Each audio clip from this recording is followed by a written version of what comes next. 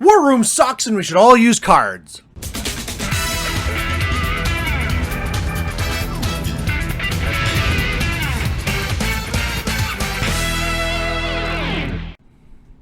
Hey there guys, it's me Malorian. It's time for another Malorian Weekly. I always forget if I called it Warmachine Weekly or Malorian Weekly, whatever.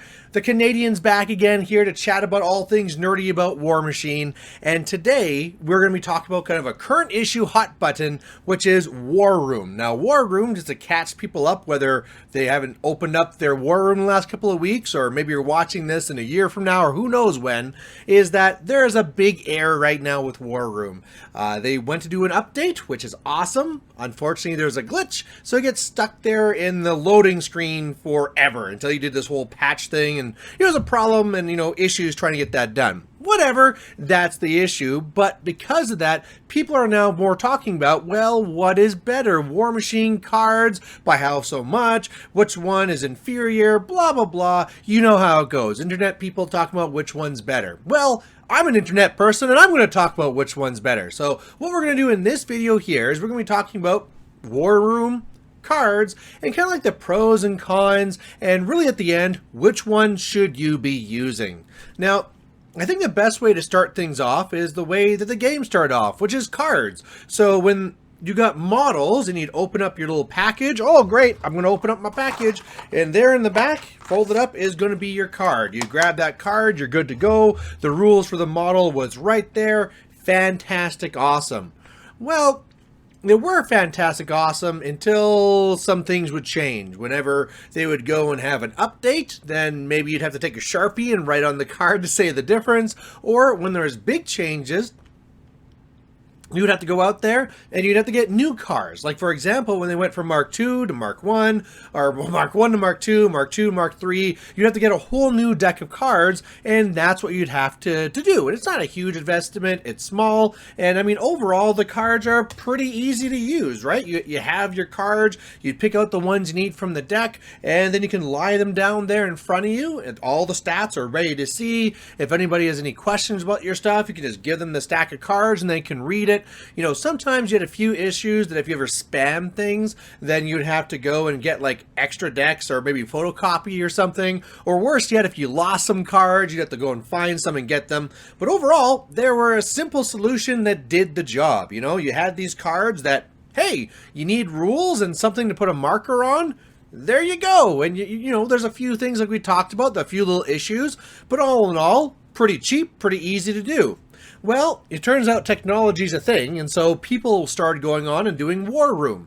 And so this app comes out, more and more people start using it. At first, there's some real negatives because people are starting to play. When they go to tournaments, their tablets are dying and their phones are dying and they're using up all this power, and people are getting disqualified because, hey, their tablet died in the middle of an event, so guess what? Now you actually can't do anything, so you forfeit the game because you lost track of your own rules. So lots of negatives there, glitches in the Warroom, blah, blah, blah. But as time goes on, more and more people are doing Warroom because it's just really good to have. I mean, the biggest thing is that Warmachine is all a game of information. That's the number one thing to being good in Warmachine, is really knowing all the rules. You have to know the core rules of the game, you have to know the rules of your own faction, and you need to know the rules of everything else. Now, you can get those things from the cards, but that means you have to buy all the different decks,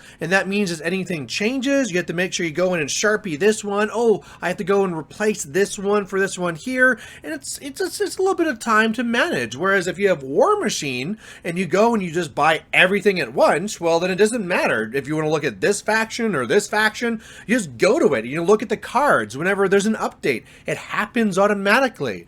I mean, sure, there can be the issues where we always see the silly thing where like the dogs have guns and there's crazy weapons on things they're not supposed to, but those are pretty, few and far in between, and in general, it's a big, huge, vast but of knowledge. If you are playing against an opponent, you can bring it up on there, and what you can do is pull up their cards, look at it, because it's one thing to be like, oh, can you pass me your cards?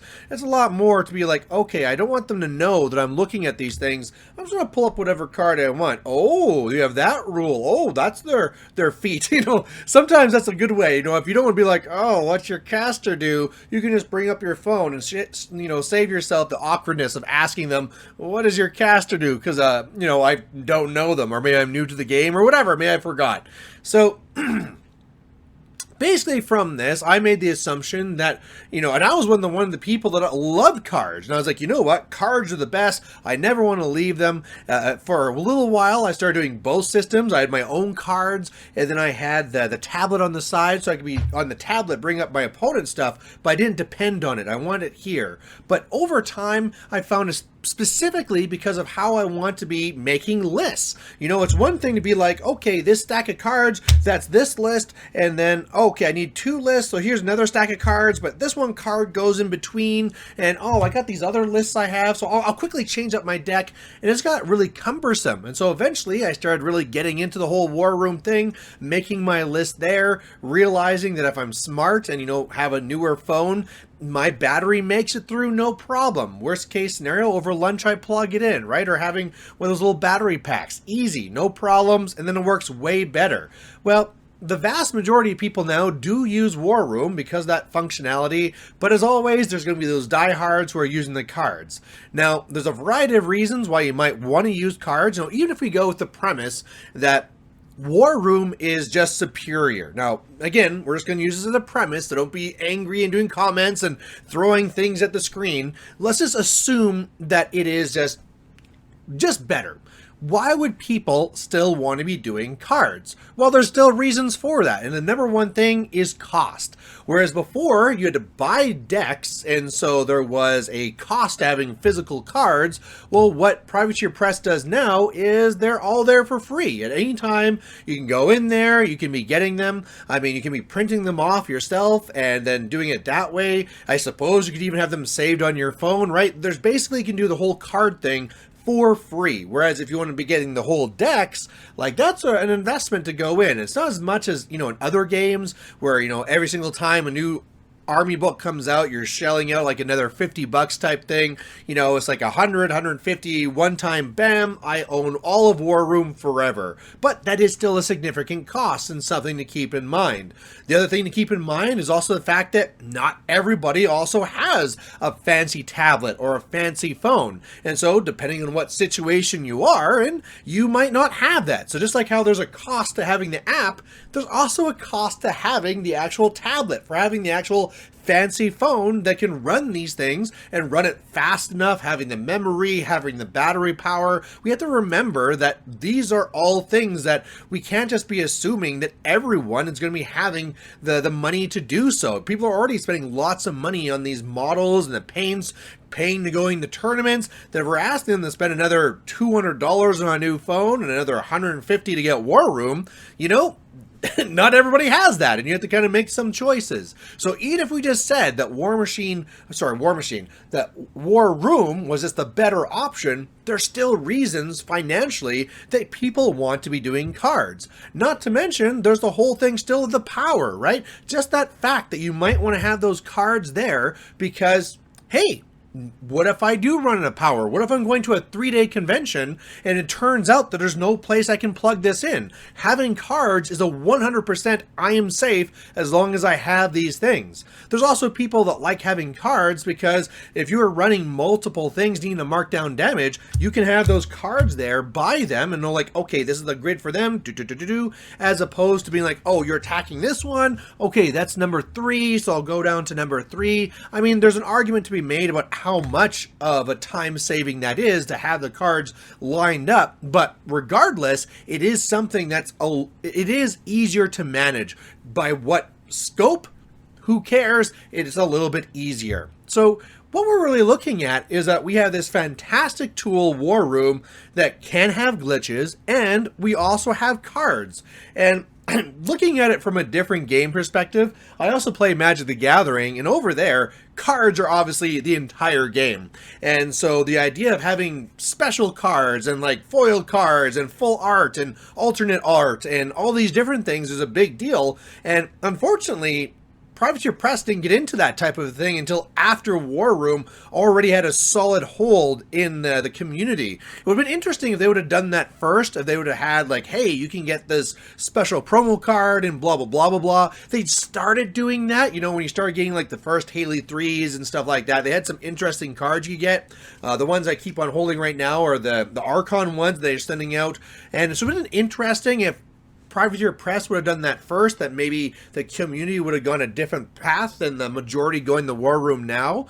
But that's a lot of talking. I keep on talking about Warroom and cards, and this can be used for this, and this can be used for that. And I think what I want to get to at the end of the day with this is that this isn't a team thing. This isn't like, I'm team Warroom and I'm team cards. We have to realize what these things are for, where they came from, and where different people can be. If you're a person who is good with computers, loves playing with tablets, has a good tablet, has a good phone, well, Warroom probably makes a lot of sense for you. If you're, I don't want to be putting you down too much, but maybe you're an older gamer and, you know, you're not really into this whole app thing and you really like the physical cards in your hand, that's great. I think the biggest thing to keep in mind here is that what is the goal at the end of the day? The goal at the end of the day is not what team wins, team tablet or team cards. What's important is that you need to have the rules for your models in your army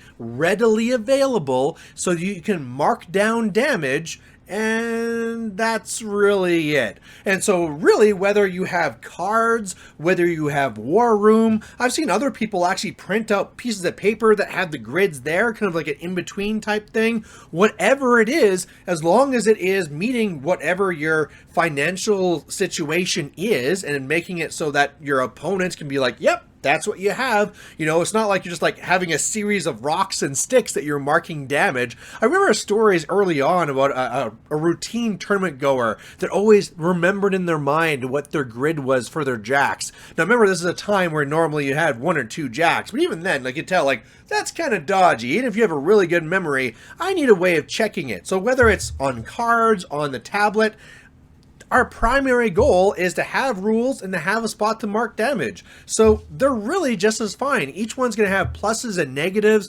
Some are costing more money. Some's giving you more readily access to updated information. There's a lot of pluses and negatives for both sides. And I don't think we should be having this as an argument. I mean, of course, me being a Facebook person, an internet person, I get, you know, I want to be stirring this up because I want people to be talking about it and coming to my videos.